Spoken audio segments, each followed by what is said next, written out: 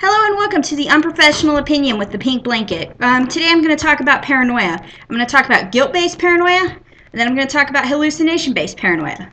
Okay, first off, guilt-based paranoia has to do with having something to hide and exaggerating everything based on this one thing. It's kind of like playing peekaboo with a toddler. They think they're hiding, but you know damn well that they're hiding something, and you just have to pry and figure out that they broke the cookie jar.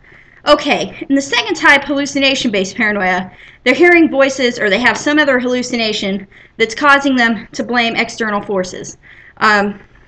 You'll hear them say that that the government is putting thoughts in their head, or that there are space monkeys on Mars controlling their movements. Okay, these are two different types of paranoia, in my unprofessional opinion, that look nearly identical. Note these girls are twins. But they are different, and they have different causes, and they probably need to be treated in different mannerisms.